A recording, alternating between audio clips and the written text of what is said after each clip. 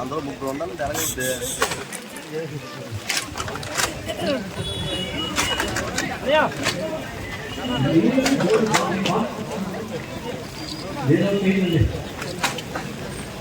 Water తగ్గిందా నేను తగ్గిందా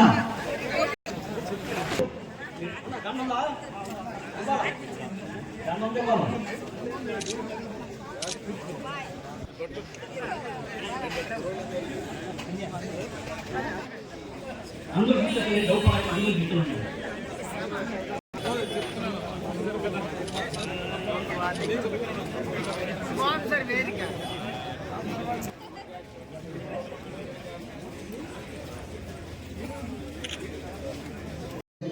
ఈ విశాఖ ఏ కాలనీ ప్రజలందరూ కూడా పేరు పేరున నా హృదయపూర్వక నమస్కారాలు తెలియజేసుకుంటూ ముఖ్యంగా మీకు ప్రత్యేకమైనటువంటి ధన్యవాదాలు. ఎందుకంటే నా వల్ల మీకు చాలా హెరాస్మెంట్.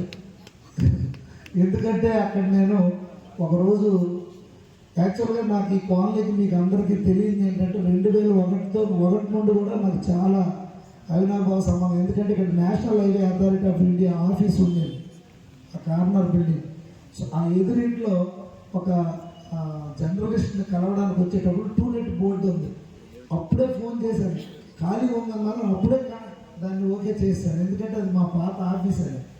సో అదే ఆఫీస్ తీసుకున్నప్పటి నుండి అక్కడ ట్రాఫిక్ సమస్య, గొడవలు, ఎక్కువ మంది జనాలు. అసలు ఎలక్షన్ టైంలో నాకు పార్టీ డైరెక్షన్ ఇచ్చింది, పార్టీ ఆఫీస్ అంటే ఎంత పెద్ద ఓటింగ్స్ ఉండాలి. అవి పెడుతుంటే నాకు చిన్న లోపల కొద్ది భయం వేసేది.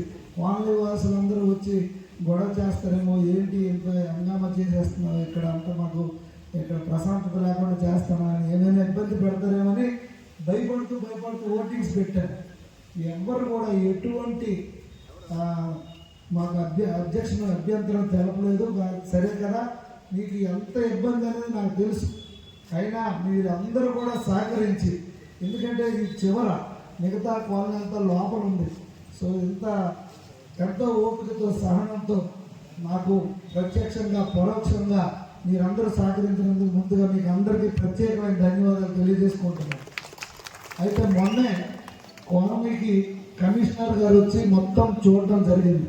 నేను ఇప్పుడు ఆ టర్నింగ్ దగ్గర కూడా ఇమ్మీడియట్గా కవర్ స్లాబ్తో డ్రైన్ వేస్తానని చెప్పాను. మొదట నా డబ్బులు పెట్టుకొని చేస్తానంటే ఆ ఇంటి ఓనర్ గారు అబ్జెక్షన్ చేశారని ఆపేశాను.